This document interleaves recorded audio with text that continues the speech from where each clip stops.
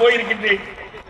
ஆனால் வருகின்ற 2026 சட்டமன்ற தேர்தலிலே எதிர்கொண்டு நம்முடைய வேட்பாளரை வெற்றி பெற செய்வோம் என்று சபலம் ஏற்றி அமர்ந்திருக்கின்றீர்கள். இன்றைக்கு தேர்தல் என்ற போயிலே அந்த களத்தில் இறங்கிவிட்டீர்கள்.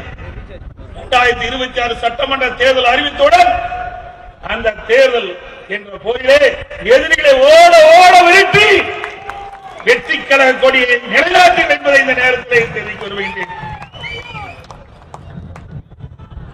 அது மட்டுமல்ல, ஸ்டாலின் கனவு கண்டு கொண்டிருக்கின்றார்.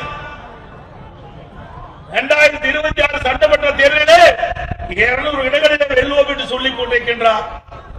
ஸ்டாலின் அவர்களே, இருமாப்போடு அமர்ந்து கொண்டிருக்கின்றீர்கள், இருமாப்போடு பேசிக் கொண்டிருக்கின்றீர்கள், நாட்டு நடப்பை தெரியாமல் பேசிக் கொண்டிருக்கின்றீர்கள்.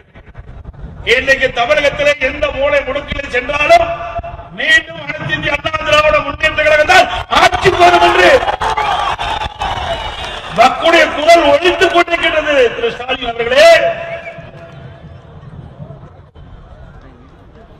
அது மட்டுமல்ல,